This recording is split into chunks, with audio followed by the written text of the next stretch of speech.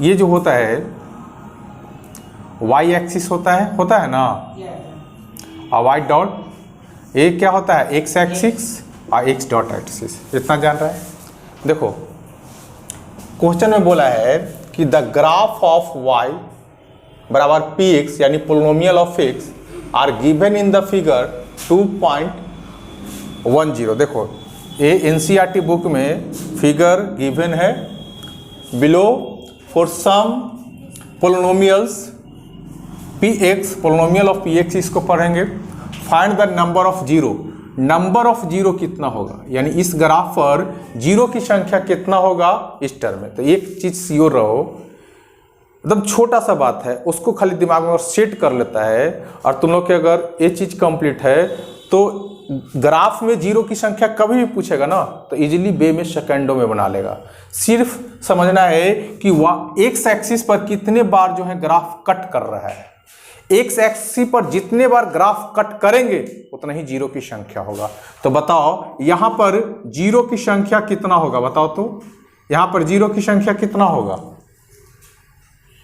तो काउंट करो कि एक्स एक्सिस पर ग्राफ जो है कितना बार कट कर रहा है। तो एक बार यहां कट रहा है और एक बार यहां, यानी जीरो की संख्या कितना हो जाएगा। तो आ गया ना समझ में। अब हम यहां पे एक और इसी तरीका से लेते हैं, बताओ कि अब जो है जीरो की संख्या कितना होगा, 3 होगा। ध्यान से देखो, अरे एक्स एक्सिस पर कितना कट कर रहा है, 2 ही टर्म तो कट कर रहा है, इसे 2 ही ना होगा। अच्छा, और इस तरीका से हम क्वेश्चन लेते हैं, अब कितना बार हो जाएगा जीरो की संख्या, 1 टर्म, 2 टर्म, 3 टर्म ना, नहीं पढ़ रहे हो तुम लोग, तो नॉर्मल से बात बता रहे हैं कि कोई भी ग्राफ पर जीरो की संख्या जितने बार एक्स एक्सिस पर कट करेंगे वही मेरा जीरो की संख्या हो जाएगा। समझ गया। तो अब चलो हम क्वेश्चन पर आते हैं। देख लो एक्सरसाइज वाले क्वेश्चन पर आते हैं। अब देखो बाबू,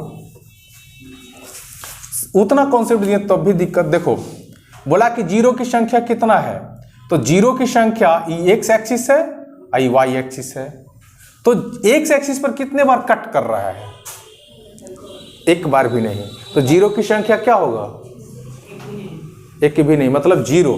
तो नंबर ऑफ जीरो क्या हो जाएगा, जीरो। इसका आंसर हो गया, आसान है ना। अब देखो यहां पे बोला कि यहां पे जीरो की संख्या कितना होगा, find the number of zero. तो एक्स एक्सिस पर कितना बार कट कर रहा है, एक बार। तो यहां पे आंसर क्या लिखेगा, नंबर ऑफ जीरो जो है 1 हो जाएगा। बहुत भारी है। अब यहां पे देखो बोला कि इसमें जीरो की संख्या कितना होगा, तो 1, 2 और 3। तो नंबर ऑफ जीरो कितना हो जाएगा, 3। अरे समझ में ना। अब यहां देखो कितना बार कट कर रहा है, 2। किस पर, y पर नहीं, x पर। अगर y पर कटता तो यहां पे 1 हो जाता आंसर। बस ध्यान में रखना है y एक्सिस पर नहीं, x एक्सिस पर।